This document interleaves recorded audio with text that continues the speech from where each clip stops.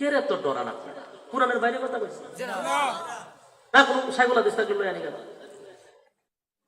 64 জেলা করে ওয়াজ করে আনে, আমার হাজতে ওয়াজ করা বুঝছেন? আমার লাইনের আগামাতা বুঝছেন, আগামাতা বুঝছেন না। আমার বান্দা মুসিবতে পড়িয়া আমি আল্লাহরে ডাক দিবে, এই জন্য 24 ঘন্টার একটা সেকেন্ড ঘুমাই না।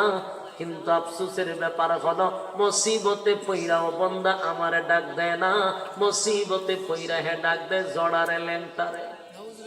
পীররে ডাক দেয়, বাবা আমি মুসিবতে পড়ছি। তুই যে তোর বাবারে ডাক দিলি, তোর বাবায় তোর নাক ডাইকা ঘুমায়। কথা কই না দি? তোর বাবায় নাক ডাইকা ঘুমায়।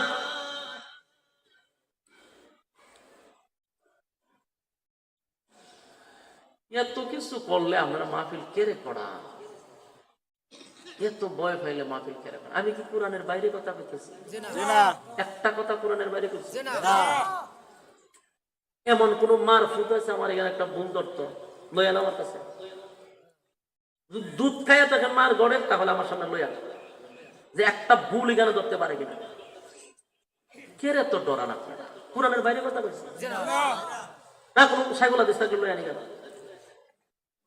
64 জেলা করে ওয়াজ করে আনে, আমার হাজতে ওয়াজ করা বুঝছেন? আমার লাইনের আগামাতা বুঝছেন, আগামাতা বুঝছেন।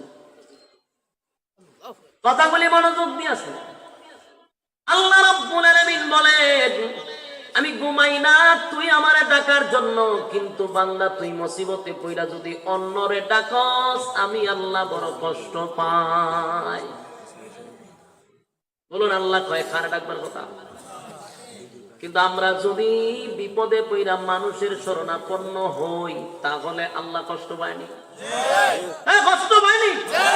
এটা শিরিক নি? তুই কথাটা কেমন নিজের বানানো না আল্লাহ নিজেই কইয়া দিছে? তাহলে সমস্যা কি?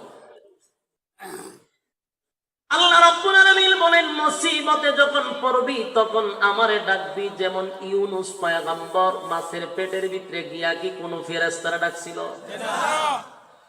আল্লাহ তো নিজেই শিখাইয়া দিছে, মুসিবতে পড়লে আমারে ডাকবি। ইউনূস পয়গম্বর 40 দিন মাছের পেটের ভিতরে ছিল।